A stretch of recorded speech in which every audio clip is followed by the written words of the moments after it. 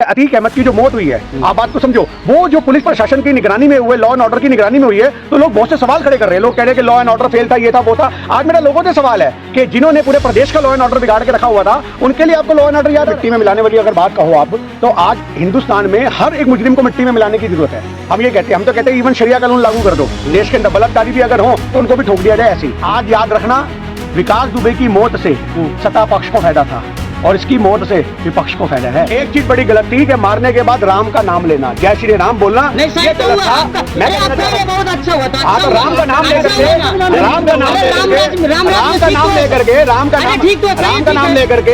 का नाम लेकर के आप अगर दंगों को हवा दोगे, अगर इस मर्डर कांड से आप समझो, अगर इस मर्डर कांड से पूरे देश में दंगों का माहौल भड़क जाता तो उसका जिम्मा कौन लेता? पहले अतीक अहमद के बेटे का एनकाउंटर होता है, फिर अतीक और अशरफ दोनों को ऑन कैमरा पुलिस प्रशासन के सामने लाइव चैनल पे गोली मार दी जाती है। किस तरह देख रहे हैं भाई? देखने की क्या बात है, आज क्रिमिनल है, क्रिमिनल की गोली कहीं ना किसी मौत के हाथ होती है।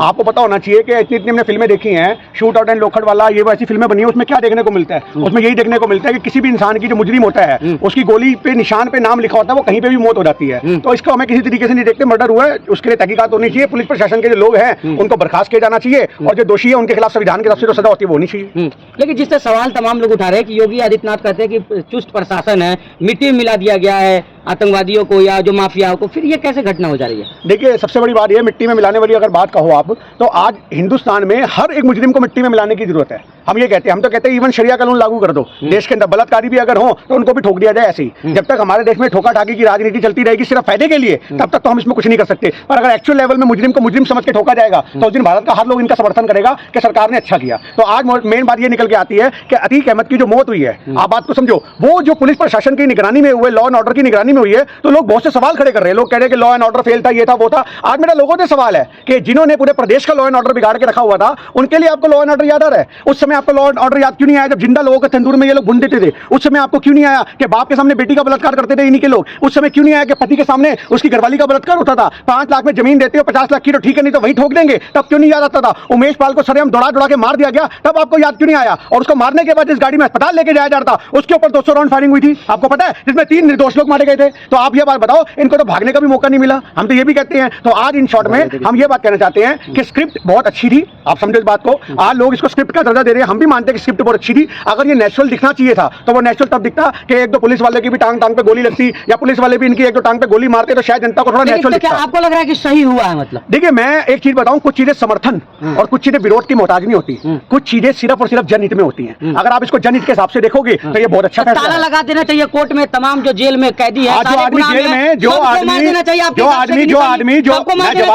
आदमी जेल में बैठ करके अपना साम्राज्य चलाते हैं, उनके बारे में क्या कहोगे? ये वही लोग हैं तो जेल के अंदर बंद तो हैं, पर बाहर इनका पूरा तांडव मचा हुआ है। ऐसे आदमियों को आप सिर्फ सत्य असत्य, धर्म अधर्म के हिसाब से मत तोलो। अगर आपको शायद महाभारत देखी हो तो आपको पता होगा कृष्ण जी ने क्या किया। आप जानते हो कर्ण की मौत जो हुई महाभारत के अंदर, वो भी अगर देखा जाए तो धर्म युद्ध नहीं था, वो युद्ध के हिसाब से नहीं हुई। अपनी गाड़ी का पहिया निकाल रहा था, पर कृष्ण जी ने अर्जुन को बोला ठोक दे, पार्थ तीर चलाओ, अगर नहीं चलाओगे तो तुम पे बहुत कुछ चला देंगे। तो आज वो वाली बात है। आप कर्ण की मौत को देखो, आप दुर्योधन की मौत को देखो। सुनो पहले पूरी बात, दुर्योधन की मौत को देखो। अगर वो नंगा अपनी मां के सामने जाता, गंधारी के सामने, तो शायद उसकी जांघों को तोड़ नहीं सकते थे ये पांडव, आप याद रखो। पर उसके अंदर भी अधर्म किया गया। श्री कृष्ण ने अधर्म करवाया, क्योंकि अधर्मी को मारने के लिए आप कोई से भी अगर रास्ते अपनाते हो तो उसको धर्म की दृष्टि से सही माना जाता है। तो आज न्याय की दृष्टि से अगर कोई मुजरिम को मुजरिम ने ठोक दिया तो उसके लिए हम तो ये कह रहे हैं कि हाँ ठीक है, संविधान के हिसाब से ऑर्डर कुछ है ना सर, पुलिस प्रशासन कुछ। मैं आपसे वही तो कह रहा हूँ, लॉ एंड ऑर्डर उस समय क्यों नहीं आपको याद आता जब ये लोग गलियों में लोगों को दौड़ा के मारते थे? अगर आपको लॉ एंड ऑर्डर जानना है तो जिस एरिया में ये लोग रहते थे, आप गली गली जाओ और ये मेरे व्यक्तिगत मत विचारों को इसमें रिकॉर्ड करो। वहां जाके आम जनता से पूछो, आम जनता आपको बताएगी कि भैया सही हुआ या गलत हुआ। हमसे आप क्या राय ले रहे हो, सही हुआ या गलत हुआ? पर आज हम एक बात जानते हैं कि क्रिमिनल कोई से भी हो, उनकी मौत पे आंसू बहाने वाले लोगों पे मैं थूकता हूं। और अगर आप लॉ एंड ऑर्डर की बात कर रहे हो तो आप इस चीज को यह बात याद रखो कि जिन लोगों ने प्रदेश के लॉ एंड ऑर्डर को बिगाड़ रखा है, उसके लिए आप सवाल नहीं कर सकते लॉ एंड ऑर्डर का। आज पूरे यूपी का माहौल लोग जानते हैं। 45 साल से जिनका पूरा सिक्का चलता था, 45 साल पे बच्चा जिनके नाम से हफ्ता वसूली करता था, जहां मर्जी कट्टा तमंचा लोगों की कनपट्टी पे लगा दिया, लोग डरते थे, थर-थर कांपते थे। उस एरिया में अगर ऐसा माहौल आपको देखने को मिल रहा है तो वहां आप अपराधी के साथ खड़े। आज याद रखना,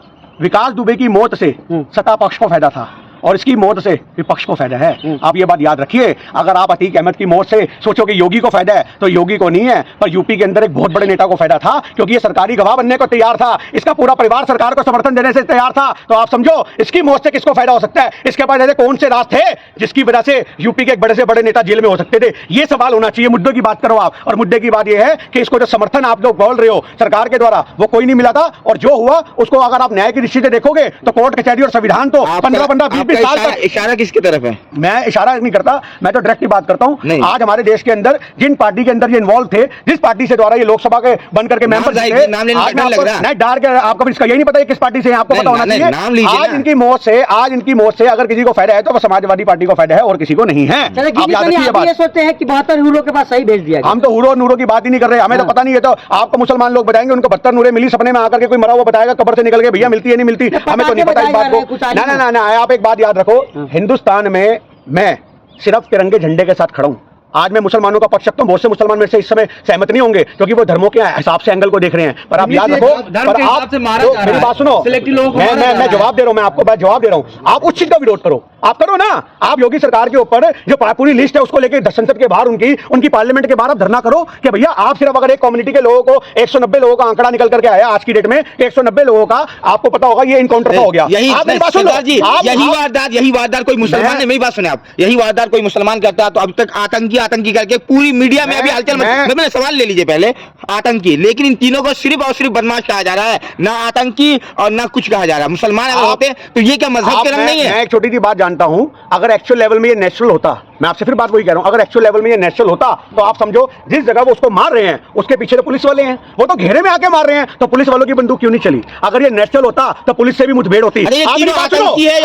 अगर ये तीनों, मेरी बात सुन लो पूरी बात, अगर ये नेचुरल लेवल से देखने को दिखता तो आपको पुलिस वाले भी जख्मी दिखते और ये तीनों ढेर, और ये तीनों के तीनों ढेर दिखते। आप समझो इस बात को। पर हम एक ही बात कहते हैं, चोर के घर में चोरी हो जाए तो मोहल्ले में चिल्लाने का हक नहीं है आपको। आप समझो इस बात को। खिलवाड़ हुआ है, कानून के साथ खिलवाड़ हुआ है, आप समर्थन कर रहे हैं। जो लोग कानून को जेब में रख के खिलवाड़ हुआ है, आप समर्थन कर रहे हैं। जो लोग कानून को जेब में रख के घूमते हैं, जो कानून की दिन रात धज्जियां उड़ाते हैं, आप उनका समर्थन तो आप कर रहे हो अपनी पत्रकारिता के अंदर। हम क्या समर्थन कर रहे हैं? हम तो ये कहना चाह रहे हैं, जिन लोगों ने पूरे प्रदेश का लॉ एंड ऑर्डर बिगाड़ के रखा था, जिन लोगों ने पूरे प्रदेश का कानून किस लिए अदालत आज अदालतों में 20 साल से लोग पड़े हैं। लॉरेंस बिश्नोई जैसे को देख लो। अरे छोड़ो आप इस बात को। लॉरेंस बिश्नोई, एक आदमी बोलो और सुनो कि लॉरेंस बिश्नोई जैसा आदमी जो वीडियो कॉल करके आप लोगों को धमके देता है मैं सलमान खान को मार दूंगा, तो प्रशासन पे सवाल खड़े क्यों नहीं होते? क्यों नहीं होते लॉ एंड ऑर्डर की बात? तब लॉ एंड ऑर्डर की बात हो, जेल के अंदर जेल सुरक्षित नहीं है। आप समझो जेल के अंदर, आपको पता होगा यूपी के अंदर जेल के अंदर, तिहाड़ जेल के अंदर एक यादव नाम का कोई मुजरिम था जिसको चक्कू मार के गोद दिया गया। तो आप समझो जब हमारे देश में जेल सुरक्षित नहीं है तो लॉ एंड ऑर्डर तो जेलों के अंदर सुरक्षित नहीं है। ये तीनों आपकी नजर में क्या है, बदमाश या आतंकी? अपराधी हैं, अपराधियों को सजा मिलनी चाहिए। आप भी मैं क्या कहना चाह रहा हूं, आप भी आतंकी कहने में गुरेज कर रहे हैं। मैं एक ही बात जानता हूं, मेरी बात सुन लो। एक पूरा का पूरा महकमा चलाना, एक पूरे के पूरा आज ही अपना जो साम्राज्य चलाते थे, एक साम्राज्य चलाना और एक गुंडा होना, दोनों में बहुत फर्क होता है। आप समझ बात? इन्होंने भी किया है ना, सबके सामने किया है। पकड़ो ना, हम कौन सा मना कर रहे हैं? हम तो कह रहे हैं कि आप पकड़ो इन चीज को। अगर समाज के लिए खतरा पैदा हो रही है लोग, तो आपको जो फैसला लगे आप वो लोग करो। आप क्यों नहीं होना चाहिए? आपकी जबान मेरी जबान में नहीं मिलेगी ना। मैं एक छोटी सी बात जानता हूं, आज देश में मैं हिंदू और मुसलमान का समर्थन करता हूं, पर आप याद रखिए, आप पूरी बात सुनिएगा उसके बाद बोलिएगा। मैं देश में कलाम साहब जैसे इंसान को सलूट मारता हूं और अतीक अहमद जैसे लोगों पे थूकता हूं, जिन्होंने लोगों की बहन बेटे को घरों में घुस के बलात्कार करवाया, जिन्होंने लोगों को डरा के मारा, बाप के सामने बेटी का, सुन ला पहले मेरी बात, बाप के सामने बेटी का समर्थन किया, तो उन लोगों के मुंह पे थूकता हूं। और एट द सेम टाइम मैं ये बात करता हूं कि मैं गोडसे जैसे पे, आप याद रखो, मैं गोडसे जैसे पे भी थूकता हूं। और याद रखिए,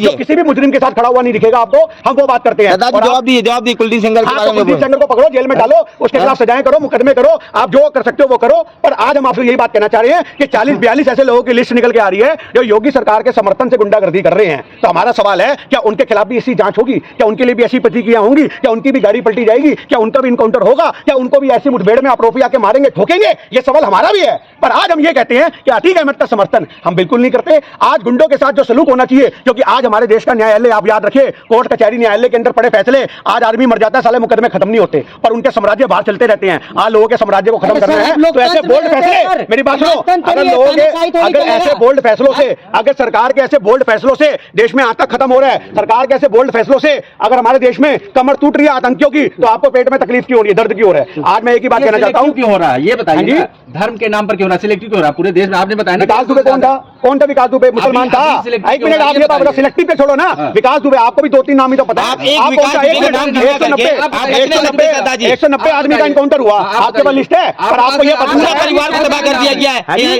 पूरा परिवार को तबाह कर दिया गया है, तो हमको पुलिस कस्टडी में थी, तो जवाबदेही कौन है? हमारी पिछली वीडियो निकाल आप करके तो सुन लो, समर्थन कर रहे हैं हम आगे तो कोई के। समर्थन नहीं कर रहे, हम तो कह रहे हैं कि भैया आज जो सजा मिलती है वो करो। आज योगी जी ने बंदूक पकड़ के ठोक नहीं दिया। एक बात छोटी सी बात बताओ, क्या योगी बाबा ने पकड़ के ठोक दिया? अदालत पे जिसको भरोसा है वो अदालत के भरोसे बैठे। आप मेरी बात को समझो।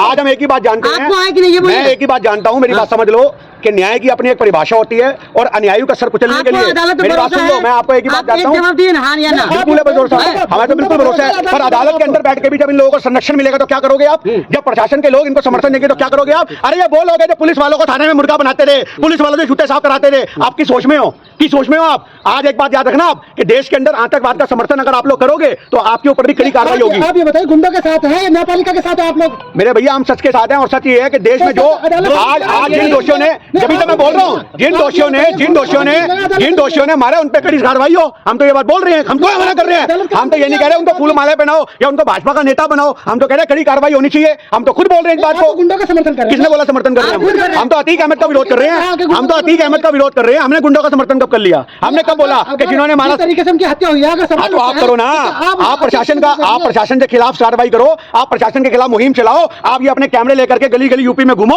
आपको लोग अपने आप जवाब दे देंगे सही हुआ या गलत हुआ। एक आतंकी के मरने पे आप आंसू आते हो तो आप अपने देश को मजबूत नहीं कर रहे, आप अपने देश को कमजोर कर रहे हो, आपको दर्द हो रहा है। पर एक चीज बोलना चाहूंगा,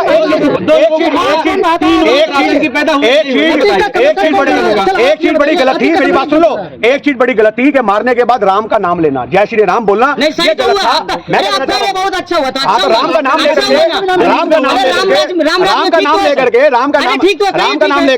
राम का नाम लेकर के आप अगर दंगों को हवा दोगे, अगर इस मर्डर कांड से आप समझो, अगर इस मर्डर कांड से पूरे देश में दंगों का माहौल भड़क जाता तो उसका जिम्मा कौन लेता? सबसे पहला सवाल प्रशासन से ये है हमारा कि जो जय श्री राम का सहारा लेकर के ये कांड कर रहे हैं उनके लिए आप कड़ी कार्रवाई करो। आप अतीक अहमद के साथ खड़े मत हो, आप याद रखिए। अहमद के साथ कोई खड़ा नहीं है, लेकिन दो को मारने के लिए 3 दौर आतंकी बन गए ना, तो आप उनसे उन बंदों से पूछो कि भैया काहे को मारा, आप किसके तो कहने पे समर्थन मारा, कर रहे हैं ना, आपके किसने ऐसे मारा? मारना हमने चाहिए। कब बोला?